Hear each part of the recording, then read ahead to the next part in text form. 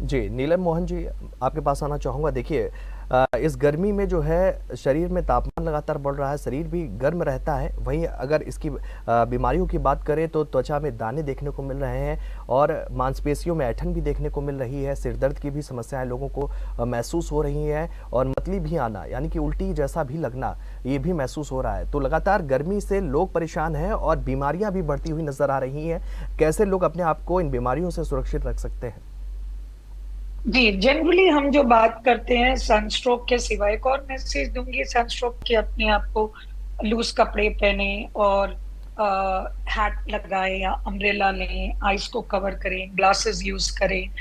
And then इसमें ये जो बुखार कम करने की दवाई का कोई असर नहीं आ सकता है। इसमें बेसिकली डिहाइड्रेशन हो जाता है, तो आपको रिहाइड्रेशन एंड कूल देना है। छोटे बच्चों में तो चलें आप ठंडे पानी से थोड़ा नहला सकते हैं, बड़े बुजुर्ग हो तो उनको आर्मपिट में, ग्रॉइंस पे, इस पे कूलिंग टेम्परेचर कर सकते हैं और डॉक्टर को संपर्क करें, बिकॉज हमें फ्लूइड्स के साथ साथ सोडियम का ध्यान रखना होता है। Second, food poisoning. There are seen की थोड़ी बैक्टीरिया होती हैं जो एक्सपेशली समर सीजन में काफी प्रोलिफरेट या बैक्टीरिया मल्टीप्लाई करती हैं।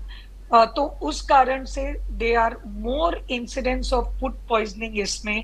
तो उसके लिए मैं यही कहूंगी कि बाहर का कटा हुआ कोई फ्रूट्स और वेजिटेबल्स कच्चे ना खाएं, अपना हैंड हाइजीन रखें, वॉशिंग। पानी की कमी होने के कारण यूजुअली पकाने के टाइम में भी लोगों को पानी नहीं मिलता है, तो वॉशिंग एडिक्वेटली नहीं होती है, तो उस सब का ध्यान रखना चाहिए। वाटरबोर्न डिजीजेस और फूडबोर्न डिजीजेस में जो ज्यादातर हम देखते हैं, जो खतरनाक साबित हो सकती है, उसमें टाइफाइड, कैम्पाइलोबैक्टर इन्फेक्शन और हेपेटाइटिस ए जैसे जॉन्डिस। इस टाइम में मेरे पास सबसे ज्यादा पिछले 2 महीनों में जॉन्डिस के केस आए हैं और टाइफाइड के केसेस भी आए हैं। एंड देन ये फूड पॉइजन के कारण भी इंसान डायरिया हो सकता है, वॉमिटिंग हो सकता है और डिहाइड्रेशन में जा सकते हैं। और ऊपर से अगर गर्मी हो तो वो डिहाइड्रेशन 1 और 1 11 बढ़ सकता है। स्किन पे जो प्रॉब्लम्स होती है उसको हम बॉयल स्किन इन्फेक्शन और पित्त, जैसे कहते हैं गर्मी से पित्त चढ़ गई या बॉयल्स एंड इन्फेक्शन, ये भी स्किन में होने की संभावना बढ़ जाती है। और चिकन पॉक्स जैसे भी इन्फेक्शंस काफी ड्यूरिंग दिस टाइम देखते हैं।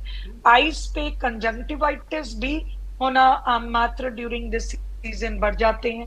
And for some reason even जो बच्चों में अस्थमा है, मैं उनको भी अपने आप को बचाने के लिए कहूंगी, because for some reason asthma भी during this season, not only winters में, but asthma also increases due to pollution and other factors। उसके कारण भी अस्थमा बढ़ जाता है। इंसेक्ट बाइट्स भी हमें बच्चों में ज्यादा इस मौसम में देखने को मिलती हैं।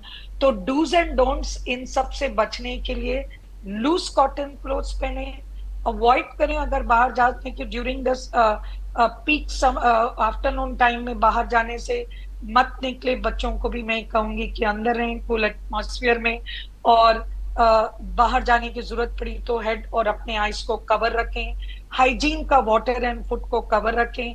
फ्रिज को एक अलमीरा ना समझें, फ्रिज के अंदर भी सर्कुलेशन हवा की होनी चाहिए। तो अगर आप बहुत ज्यादा फ्रिज को लोड कर देते हैं तो सर्कुलेशन नहीं होती है और फ्रिज काम नहीं करेगा। तो बार बार उसको अगर आप खोलते रहेंगे तो भी वो, जैसे मैंने कहा, मेरा जैसे वो इफेक्टिवनेस चले जाएगी।